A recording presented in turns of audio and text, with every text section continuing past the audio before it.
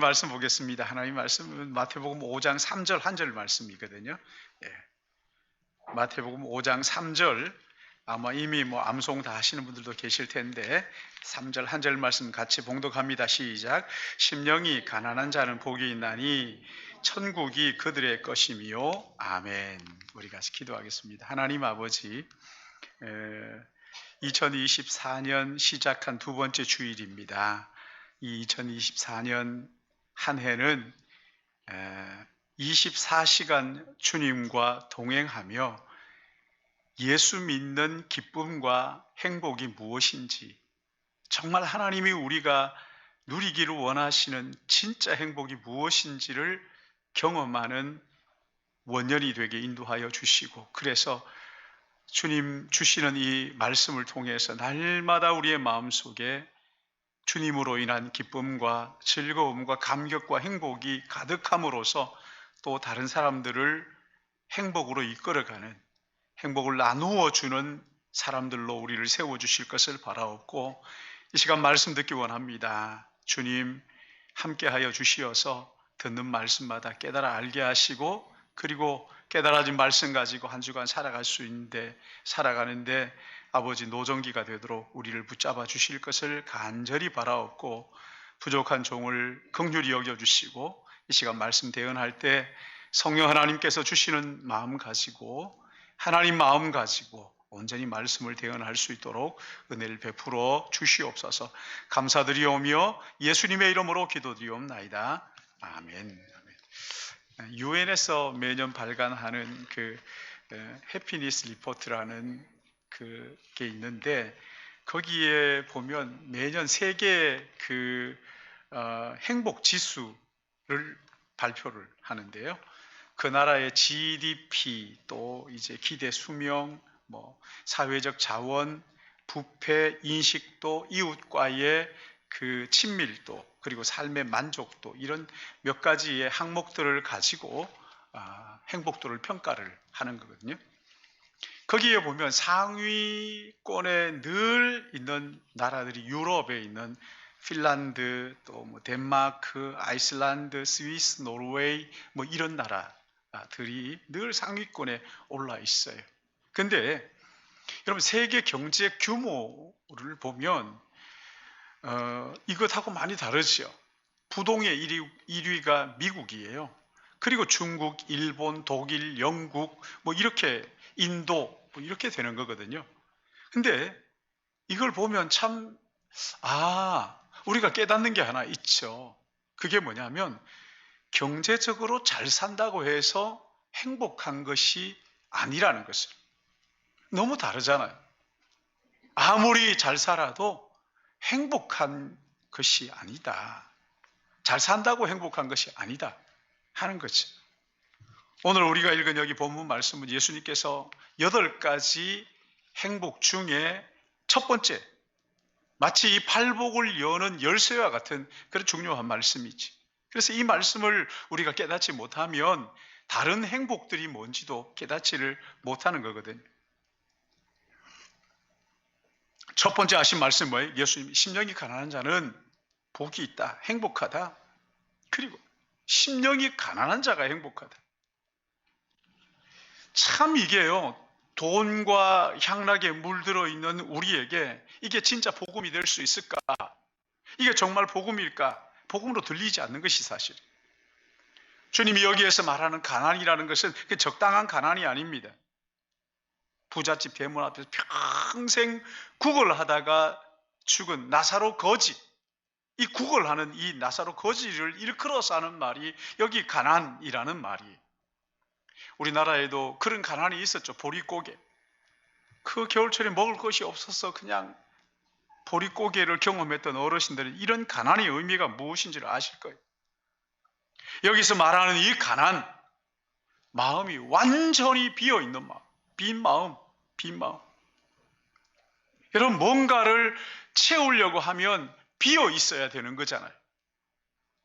비어 있지 않으면 아무리 좋은 게 있어도 채울 수가 없는 거거든요. 어떤 건물을 새로 짓기 위해서는 먼저 있던 낡은 건물을 허물어야 되는 거예요. 근데 문제가 뭐냐? 그것을 우리가 할 수 없다는 거예요. 우리의 심령이 가난해지는 것을 내가 만들어낼 수 없다는 거죠. 내 뜻대로 되지가 않는다는 거예요.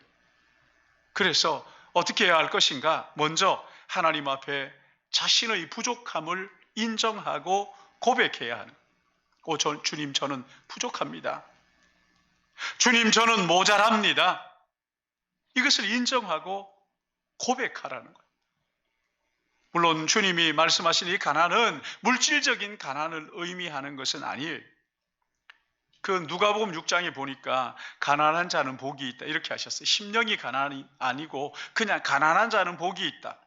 그러니까 여러분, 이것은 물질적 가난을 이야기한다고 하기도 하지만, 그러나 누가복음 6장 전체를 여러분 한번 읽어보세요. 그럼 여기에서 말하는 이 가난이 무엇인지를 알 수가 있는데, 이 가난은 세상의 가치관에 지배받지 않는 이라는 의미의 가난을 말하는 거예요. 그러니까 그 마음이 비어있는, 로마서 7장 24절 말씀 보면 오라 나는 곤고한 사람이로다. 이 사망의 몸에서 누가 나를 건져내랴.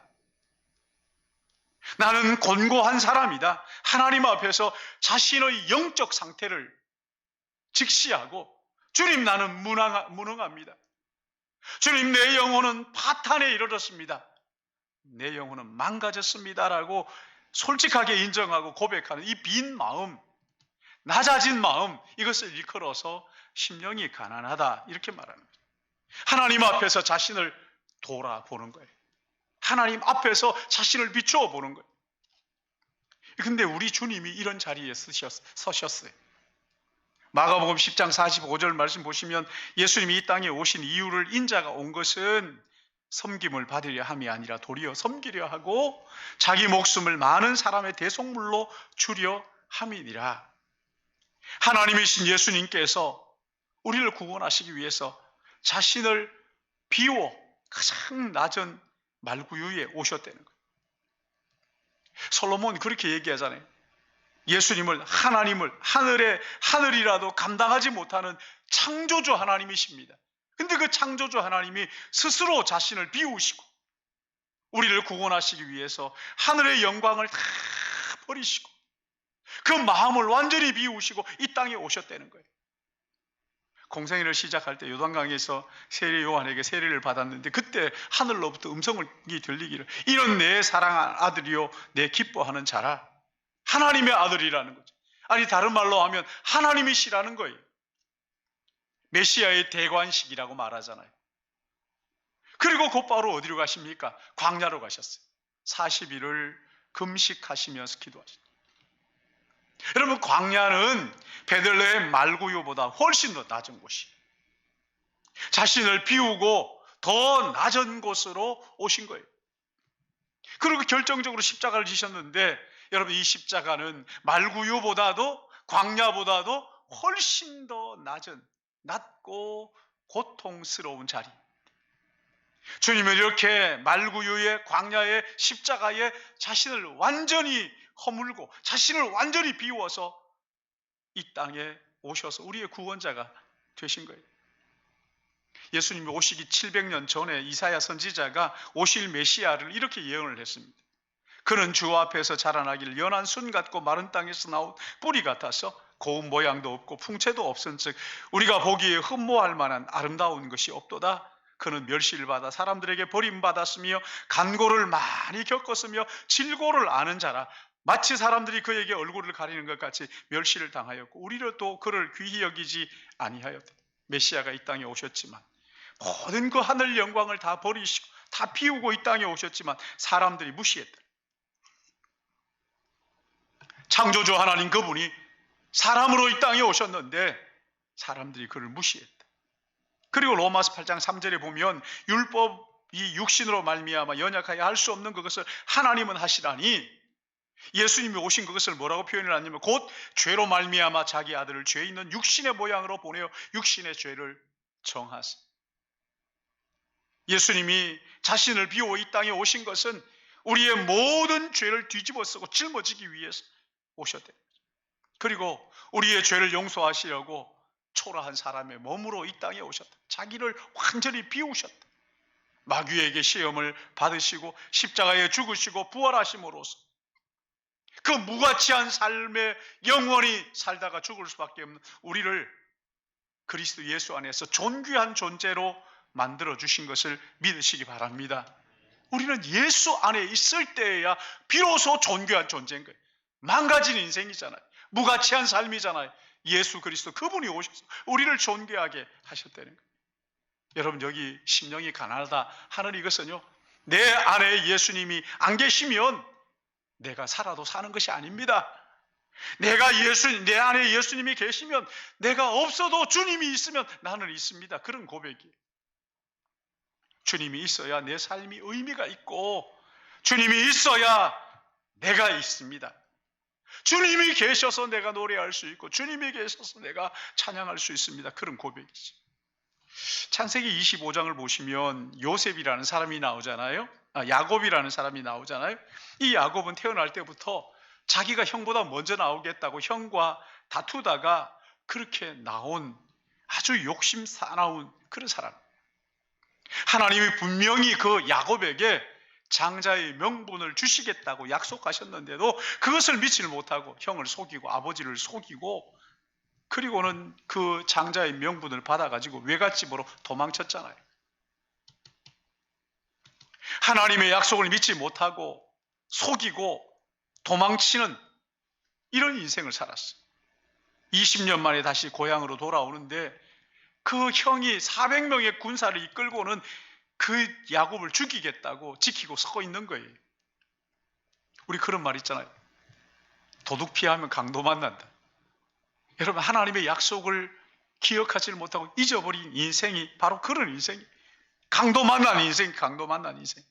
외삼촌 라반을 피해서 고향으로 돌아오는데 이번에는 400명의 군사를 이끌고 죽이겠다고 그 앞에 딱 버티고 서 있는 거지. 여러분, 야곱이 얼마나 다급했는지. 야복강 나루에서 밤새도록 하나님의 천사와 씨름을 하잖아요.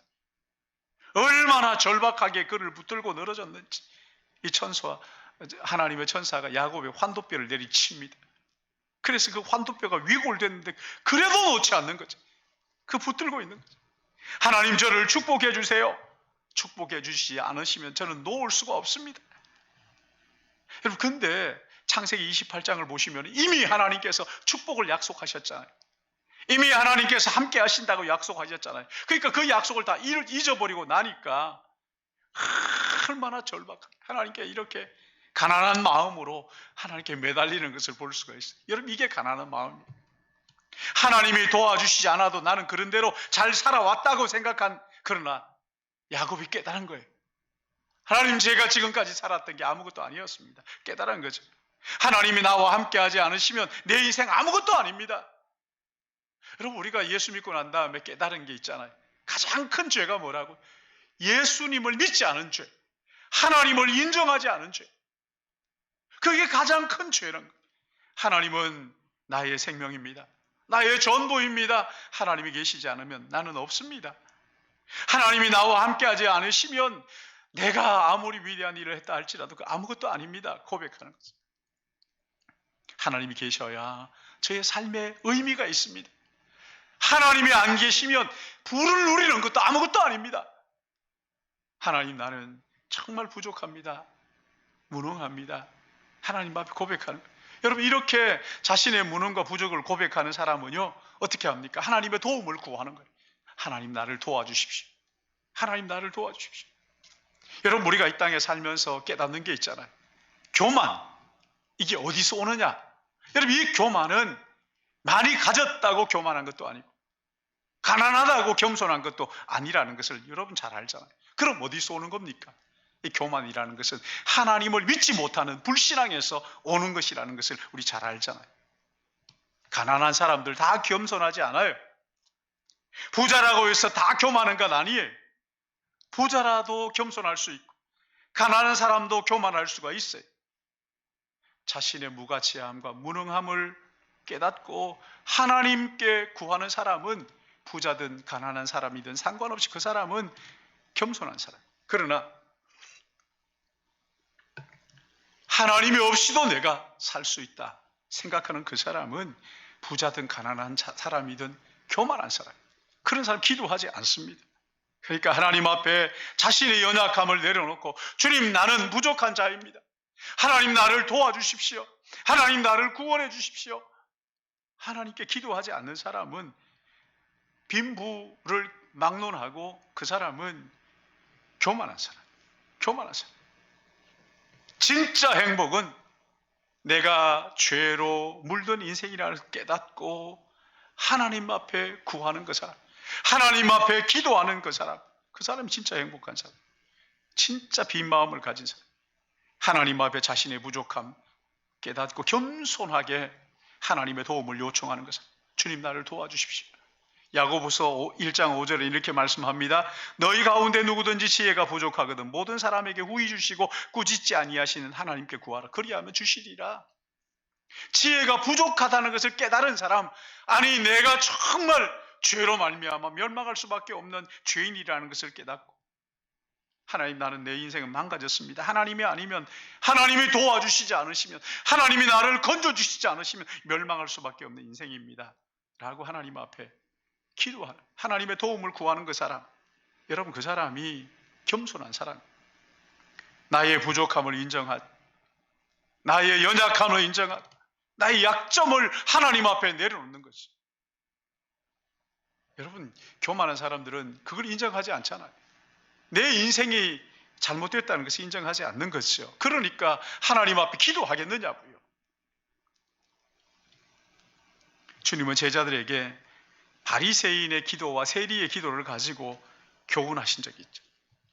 어느 날 성전에 바리새인과 세리가 공교롭게도 같은 시간에 기도하러 왔어요.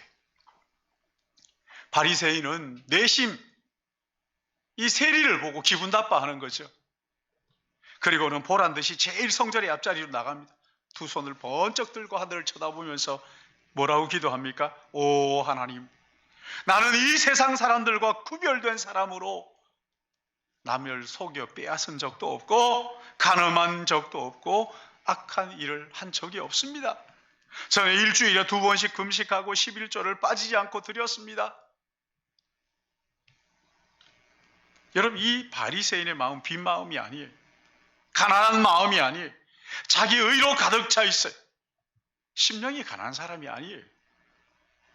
그의 마음의 주인은 하나님이 아니라 자기가 그 마음의 주인이에요.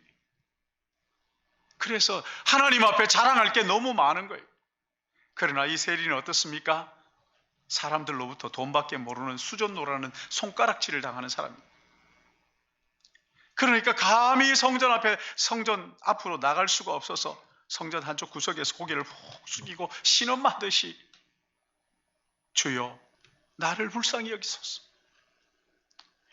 주여, 나는 죄인입니다. 나를 불쌍히 여기소서. 이 말만 되풀이하는 거예요.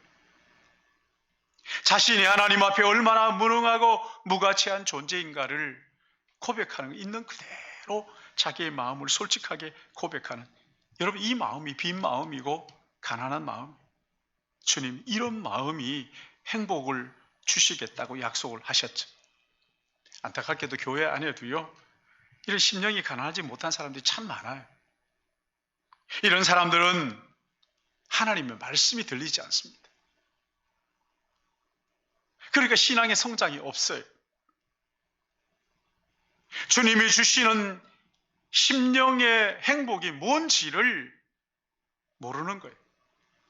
죄 용서의 감격이나 구원의 기쁨, 이런 거 없어요. 감사하는 마음이 뭔지 모르고, 그러면서도 아쉬운 게 없어요. 내 교회 나가니까 됐다 착각하는 거죠. 하나님 앞에 나와서 자랑할 게 너무 많아요. 출신 성분일 수도 있고 가문일 수도 있고 나는 양심적으로 살았습니다 하는 자기의 의일 수도 있어요. 자기가 가지고 있는 이 재산일 수도 있습니다. 그러나 여러분, 이런 모든 것들은 하나님 앞에 다 헛된 거예요. 이런 것들은 우리가 주님 앞에 설 때 가난한 마음을 가지지 못하도록 하는 장애물에 불과한 거예요. 바울은 이런 모든 것들을 뭐라고 말합니까? 배설물처럼 여겼다. 배설물처럼. 이런 것들로부터 우리의 마음을 비워야 해요. 많이 가졌다고 해서 우리의 마음이 비지 않고, 가난하다고 해서 우리의 마음이 비고 그런 거 아닙니다. 예수님의 도움이 아니면 내 인생은 멸망하고 맙니다. 하나님 나를 붙잡아 주시지 않으시면 나는 지옥으로 떨어질 수밖에 없는 그런 죄인입니다. 하나님 앞에 우리의 이 빈 마음 다 비우고 우리 하나님 앞에 우리의 마음을 드리는 것입니다. 그럴 때 그 마음에 우리 하나님께서 행복으로 채워주시겠다 약속하시죠. 심령이 가난한 사람, 이런 사람은요 절대 나 혼자 설 수 있다 이렇게 생각하지 않습니다. 하나님이 도와주시지 않으시면 나는 서지 못합니다. 그렇게 고백해요. 은혜가 아니면 나는 한순간도 설 수 없습니다. 그래서 다른 사람들 볼 때에도요, 저 사람이 내게 필요하다 이렇게 생각하는 거죠. 다른 지체들이 내게 꼭 필요하다. 그래서 다른 지체들을 볼 때 존중히 여깁니다. 소중하게 생각합니다. 함부로 하지 않습니다. 저 사람이 하나님께서 나와 더불어 살아가라고 허락하신 이웃이구나. 내 지체들이구나. 귀하게 보는 거예요. 존귀하게 여기는 거예요. 그리고 그들에게 이렇게 말하는 거예요. 제가 잘못했습니다. 저를 용서해 주십시오. 나의 부족함을 인정하고 나의 이 빈 마음 인정하고 하나님 앞에 고백하는 것뿐만 아니라 그들에게도 그렇게 고백하는 거죠. 여러분, 다윗이 이렇게 기도하잖아요. 하나님께 죄를 범했지만 우리 하나님 앞에 회개하잖아요. 하나님, 나는 죄인입니다. 나는 모태에서부터 죄를 가지고 태어난 죄인입니다. 하나님, 죄가 살인자입니다. 하나님, 저는 죄인입니다. 저를 용서해 주십시오. 하나님 그런 다윗을 어떻게 대우하셨어요? 징계는 하셨지만 버리지 않으셨잖아요. 하나님께서 다시 그를 그 영광을 회복시켜 주셨잖아요. 여러분, 이스라엘 역사에 이 다윗처럼 사랑받는 왕이 누가 있어요? 다윗은 하나님 앞에서 자신의 죄를 감추려고 자기의 권력을 사용했지만 하나님 앞에 그렇게 또다시 솔직하게 자기의 잘못을 인정하고 용서를 구하는 가난한 마음을 가집니다. 여기 바리새인은 자신의 죄를 숨겨놓고 자신의 의로운 사람인 양 거들먹거리면서 그렇게 했지만, 여기 보세요. 세리는 자신의 죄와 허물을 하나님 앞에서 숨길 수 없다는 것을 솔직하게 인정하고 고백하고 용서를 구하는 거잖아요. 하나님, 제가 잘못했습니다. 저를 용서해 주십시오. 하나님, 저는 죄인입니다. 그래서 구원자이신 예수님이 저에게 필요합니다. 바울은 자신을 뭐라고 고백합니까? 나는 죄인의 괴수다. 죄인들의 우두머리와 같은, 나는 죄인입니다. 그런 고백을 하나님 앞에 하잖아요. 여러분, 우리가 이 땅에 사는 동안에 얼마나 많은 죄를 범하는지 모르지 않잖아요. 그렇잖아요. 그리스도인들은요, 그런 많은 죄들 가운데에서 십자가 앞에서 자신을 살필 줄 아는 사람, 하나님 앞에서 내가 얼마나 더러운 죄인인가를 인정하고 고백하고 용서를 구하는 자들이란 말이에요. 여러분, 내가 잘못했습니다, 내가 용서해달라고 하는 이게 얼마나 자존심 상하는 일이에요. 어떨 때는 가만히 생각하면 아무리 생각을 해도 내가 잘못한 것 같지 않은데, 근데 돌이켜보면 주변의 사람들이 내 말 한마디 때문에 상처받고 고통스러워하고, 여러분 그런 걸 보잖아요. 아니, 내가 잘못한 것 같지 않은데.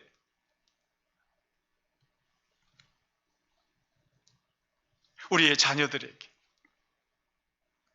가정에서 남편에게, 아내에게, 우리 부모님에게, 여러분 한번 생각해 보세요. 말로 상처 준 일이 얼마나 많아요. 참 미안하게 짝이 없는 일이지. 자녀에게 사랑이라는 이름으로 얼마나 많은 부담을 주잖아요. 마음에 힘들게 하는 일들이 얼마나 많잖아요. 성도들 간에도 좀 알고 가깝다고 함부로 무례하게 함으로써 마음에 상처 주는 일들이 얼마나 많아요. 얼마나 많으냐고.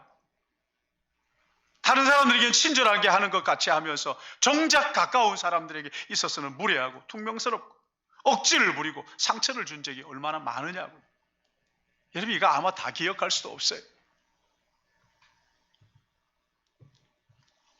그러니 내가 잘못했어. 그때 내가 잘못 생각한 거. 나를 용서해 주겠니? 용서를 구하는 거예요. 자녀에게 솔직하게 내가 잘못했다. 나를 용서해 달라고 용서를 구하는 거예요. 얼마 전에 제 친구가 와서 그 친구와 같이 이제 그 만두집을 갔어요. 거기에서 같이 식사를 하면서 자녀들 이야기가 나와가지고 이런저런 이야기를 하다가 우리가 부모로서 초보였으니까 자녀들에게 얼마나 함부로 하고 상처를 준 일이 얼마나 많은지, 그래서 부모인 우리가 자녀들에게 잘못한 것은 솔직하게 인정하고 용서를 구하는 게 맞다. 내가 잘못했다. 너희들 날 용서해 줄 수 있겠니? 그 얘기를 막 하고 있는데 그 옆에서 서빙하는 한 자매가 그 이야기를 가만히 듣고 있더라고요. 그리고 하는 얘기가 참 멋진 부모십니다. 이러더라고요. 그러고는 우리가 다 이제 식사를 마치고 나오는데 바깥에까지 나와가지고 우리를 배웅하는 거예요.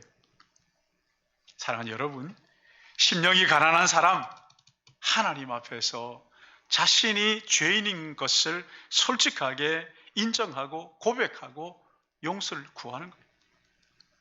이웃에게도, 가족에게도, 자녀들에게도, 부모님에게도 나의 잘못을 인정하고 고백하고 용서를 구하는 그 마음이, 심령이 가난한 사람. 아내에게도, 남편에게도, 자녀에게도 내 한마디가, 이 한마디가 얼마나 필요한지 몰라요. 얘들아, 아빠가 잘못했어. 얘들아, 엄마가 잘못했어. 아빠를 용서해 주겠니? 엄마를 용서해 주겠니? 하나님 앞에서도 마찬가지. 하나님, 제가 잘못했습니다. 하나님, 제가 죄인입니다. 용서를 구하는, 하나님 저를 용서해 주십시오. 여러분, 이런 사람이 심령이 가난한 사람. 주님은 그런 마음에 하나님의 나라, 하나님의 통치, 하나님의 나라가 이루어질 것이라고 약속을 하셨어요. 사랑하는 여러분, 주님은 팔복의 첫 말씀으로 심령이 가난한 자가 행복한 자다 하시면서 천국이 그들의 것이다 이렇게 말씀하셨죠. 여러분, 천국이 그들의 것이다. 이 세상에 알지도 못하고 주지도 못하는 하나님의 나라의 평강, 그 평강은 우리의 마음을 비우고 내 연약함을 솔직하게 인정하고 도움을 구하고 용서를 구하는 그 마음 속에 하나님의 나라가 임한다. 그렇게 말씀을 하고 있어요. 하나님 앞에 나의 연약함을, 나의 죄악됨을, 나의 부족함을 구하고 하나님의 도우심을 구하고 용서를 구하고, 그래서 하나님의 나라를 경험하시기를 주님의 이름으로 축복합니다. 뿐만 아니라 우리 이웃에게도, 우리 자녀들에게도, 가족에게도 나의 연약함을 고백하고 그들의 도움을 구하고 용서를 구함으로 여러분의 가정에, 여러분이 사시는 그 일터 안에 하나님의 행복을 누리는 믿음의 가족들 되시기를 예수님의 이름으로 축복합니다. 오늘 여기 다시 한번 우리 첫 번째, 팔복 첫 번째 말씀을 같이 암송하고 기도했으면 좋겠는데요. 같이 시작. 심령이 가난한 자는 복이 있나니 천국이 그들의 것이며. 다시 한번 더 시작. 심령이 가난한 자는 복이 있나니 천국이 그들의 것이며. 예. 우리 같이 통성으로 한번 우리 기도하겠는데요. 하나님 앞에 우리 이렇게 기도하십시다. 주님, 저는 무능한 자입니다. 주님, 부족한 죄인입니다. 그러기에 주님의 도움이 필요합니다. 주님 우리를 용서하시고 주님의 자녀로 받아주신 것 감사합니다. 여러분, 이거 하나님 앞에 고백하는 것뿐만 아니라 우리 이웃에게, 가족들에게도 저는 부족합니다, 저를 도와주십시오, 저의 잘못을 용서해 주십시오, 그렇게 고백함으로 하나님 나라를 경험하게 하여 주옵소서. 우리 이 시간 한번 같이 간절하게 주님 앞에 기도드립니다. 같이 기도하겠습니다. 하나님 아버지, 하나님 아버지, 심령이 가난한 자는 복이 있나니 저희가 하나님의 나라가 저희 것이라고 말씀하셨는데, 하나님 아버지, 이 시간 주님 앞에 간절히 기도합니다. 우리는 우리가 얼마나 못난지, 우리가 얼마나 우리 인생이 망가졌는지, 얼마나 우리 하나님 앞에 거역하고 하나님을 고백합니다. 주님, 알 수 없는 죄인입니다. 뿐만 아니라 우리 이웃에게도, 우리 가족들에게도 하나님, 내가 얼마나 부족한 존재인지를 인정하고 고백하게 하시고 그들의 도움을 구하게 하시고 그들에게 진심으로 잘못했다고 용서해달라고 이야기함으로 말미암아 하나님, 우리의 마음속에 하나님 주시는 참된 하나님 나라 천국이 우리의 마음속에 이루어질 수 있도록, 그리함으로 말미암아 주님, 이원 우리의 삶이, 남은 모든 삶이 하나님 나라가 우리 가운데 경험되고 하나님 나라가 우리 안에서 역사하는 놀라운 은혜를 경험할 수 있도록 주여 인도하여 주시옵소서.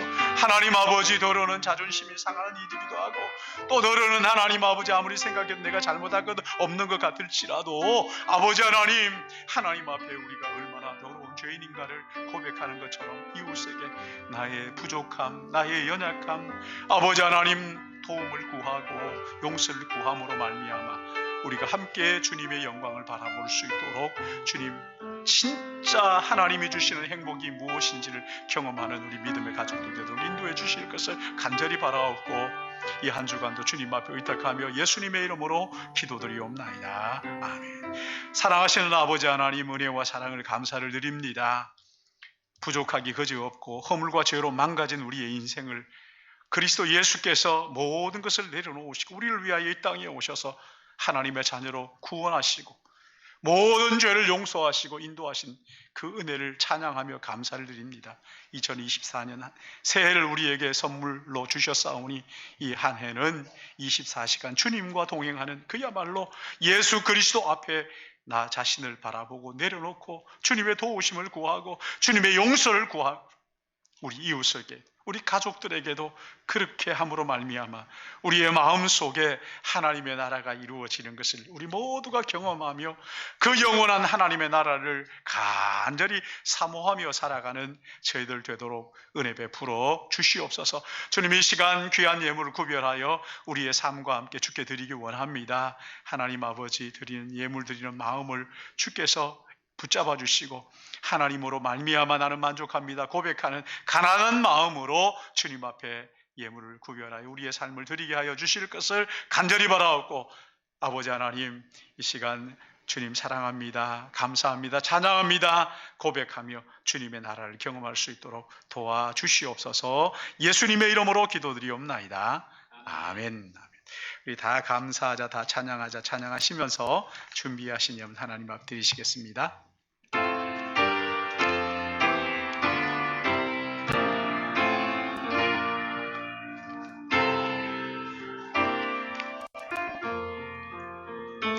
다 찬양하자 주, 다 찬양하자 주, 다 찬양하자 주께. 주 다 감사하자, 다 감사하자 주, 다 감사하자 주, 다 감사하자 주께. 주, 우리 두 손을 펼치고 다 기뻐하자. 다 기뻐하자 주, 다 기뻐하자 주, 다 기뻐하자 주께.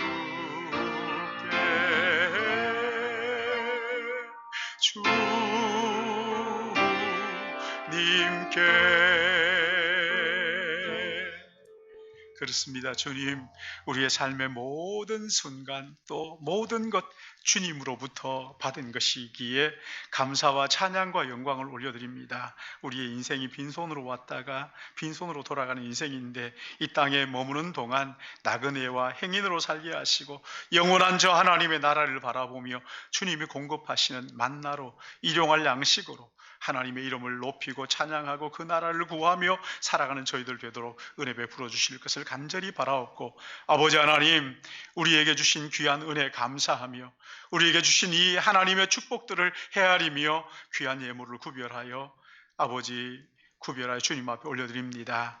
내 모든 삶이 하나님의 것입니다 고백하며 11조를 구별하여 드립니다.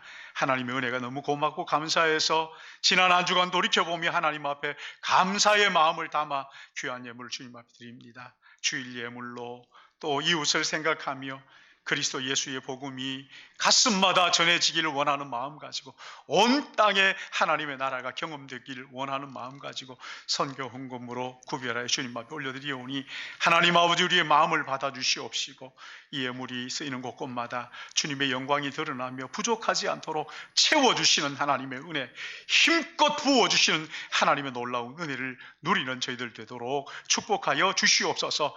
아버지 하나님 또한 기도합니다. 우리 믿음의 가족들 가운데 연약한 환우들을 주님이 기억하시고 병상에 있어서도 우리 하나님이 주시는 은혜와 기쁨을 날마다 누리게 하시고 하나님의 나라를 바라보며 위로받을 수 있도록 주께서 새 힘을 더하여 주실 것을 간절히 바라옵고, 아버지 하나님, 육신이 연약해지고 연세가 들수록 점점 연약해질 것이지만 그러나 주님, 이 땅의 눈이 희미해질수록 하나님의 나라의 눈이 더 선명해짐으로 말미암아 이 땅의 소망이 아니라 하늘나라를 바라보며 소망할 수 있도록, 그래서 하루하루 기쁘고 감사하고 즐겁게 행복하게 그렇게 살아갈 수 있도록 은총 주실 것을 간절히 바라옵고, 주님, 우리 군문에 가 있는 자녀들, 그리고 유학 중에 있는 우리 자녀들과 또 흩어져 있는 모든 믿음의 권속들 어느 곳에 있든지 하나님께서 악한 권세로부터 건져주시고 시험에 들지 않게 하시고 우리 하나님께서 날마다 주님과 동행하는 삶을 살아갈 수 있도록 어려움 속에서도 감사하며 찬양하며 주님을 높이는 삶을 살도록 인도해 주실 것을 간절히 바라옵고 예수님의 이름으로 축복하며 기도드리옵나이다. 아멘. 여러분 주보 안에 공동체 나눔터 참고해 주시기 바랍니다. 2024년도는 24시간 주님 앞에 주님과 동행하는 삶을 사는 원년이 되었으면 좋겠어요. 우리 한번 따라 하십시다. 2024년도는 24시간 주님과 동행하는 원년이 되게 하옵소서. 아멘. 행복한 성도가 행복한 가정, 행복한 교회를 만들고 행복한 교회가 행복 세상을 만든다. 아멘. 아멘. 예. 새벽 예배 있고 제가 2024년도에는 제가 마음속에 기도하면서 한 가지, 올해는 우리가 성경을 읽고 또 성경을 쓰기도 하고 했는데 내 목소리로 성경을 낭독해 가지고 녹음을 좀 했으면 좋겠다 하는 마음이 있어서 지금 마음속에 정리를 하고 있는 중입니다. 근데 기가 막힌 그 앱이 있더라고요. 성경을 내가 읽어서 그 녹음하는 그 기능이 있는 앱이 있어가지고 그걸 여러분들에게 상세하게 소개해서, 개그맨 어떤 여자분이 자기는 자기 말로 녹음한 이 성경을 자녀들에게 유산으로 남겨주겠다고 그렇게 얘기를 했다고 하는 얘기를 제가 들었어요. 우리도 그렇게 하면 좋겠다. 올해는 사복음서를 낭독을 하고 다 녹음을 하고 그 다음에는 시편을 녹음하고 하면서 그렇게 좀 했으면 좋겠다. 그래서 지금 생각을 하고 있으니까, 그리고 오는 2월 달에 우리 있는 특세는 24시간 주님과 동행하는 그런 원년으로서 그렇게 기도하면서 준비하면 좋겠다 하는 생각이 있으면 여러분 기도하고 준비해 주시면 감사하겠고요. 2024년 가정 기도 제목 여러분 기도 제목 카드 가져가시고 정리해서 헌금하실 때 같이 제출해 주시면 위에서 같이 기도하도록 하겠습니다. 그렇게 기도해 주시면 감사하겠고, 오늘 3부 2부 예배 후에는 식사한 다음에 교구별로 예배당 청소를 하도록 하겠습니다. 우리 남전도회가 섬겨주시겠는데 우리 계단이며 전부 다 좀 청소하는 그런 시간 가지면 좋겠고요. 황동노회 여전도회 연합회 모임이 1월 16일 11시에 삼덕교회에서 있습니다. 여러분들 기억하시고 시간이 되시는 분들은 함께 참여하시면 감사하겠고, 그날 제가 가서 그 모임에 설교를 하기로 그렇게 했습니다. 함께 동참하셔서 기도도 하시면 좋겠습니다. 2024년 신년 할애 인사회가 구청 인사회가 1월 17일 수요일 오전 11시부터 12시까지 서대문 문화체육관에서 있다고, 그래서 우리 구청장 참석해서 그렇게 한다고 합니다. 여러분 기억해 주시고요. 저는 1월 18일 목요일 오전 11시에 계룡에 있는 나눔의 교회에서 황동노회 신년 할애회가 있습니다. 여러분 같이 기도해 주시고, 또 우리 장로님들은 참석하실 때 같이 가서 참여하시면 좋겠다 싶습니다. 우리 다 같이 자리에서 일어나시겠습니다. 네, 일어나셔서 우리 다시 한번 이렇게 행복한 도가 행복한 교회를 만들고 행복한 교회가 행복한 세상을 만듭니다. 우리가 행복한 성도가 행복 교회를 만들고 행복한 교회가 만듭니다. 시작.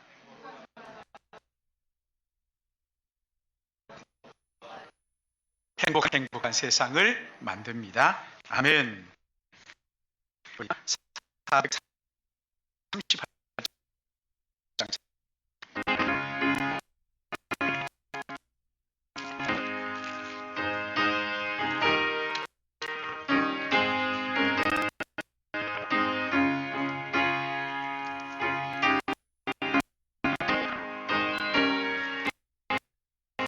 내 영혼이 은총입어 중한 죄지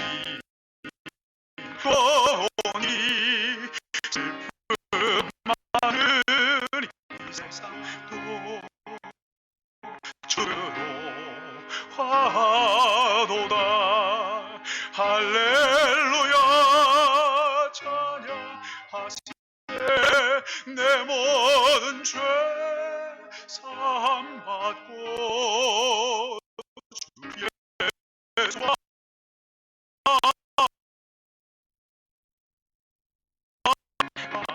하늘 나라 주의 얼굴 뵈기 전에 멀리 뵈던 하늘 나라 내 이루어지니 날로 가깝도다. 할렐루야 찬양 내 모든 주 예수와 그 어디나 하늘나라 높은 산이 거친 들이 조막이나 궁궐한 예수 모신 곳이 그리나 하늘. 아멘. 할렐루야 찬양하세. 내 몸 죄 사함도 주와 동행하니 그 어디나 하늘나라.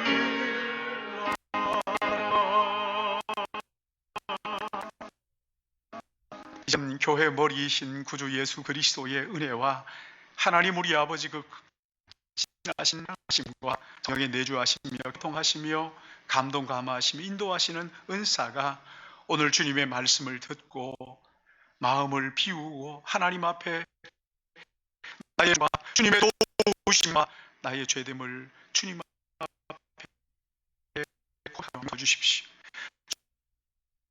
주님 나를 인도하시어 주십시오. 주님 앞에 가난한 심령으로 서길 원합니다. 이웃에게 가족들에게 가난한 심령으로 서길 원함으로 말미암아 하나님의 나라를 경험하기 원하는 자녀와 가정과 우리가 교회 위에 이제와 영원토록 함께 있을지어다. 아멘.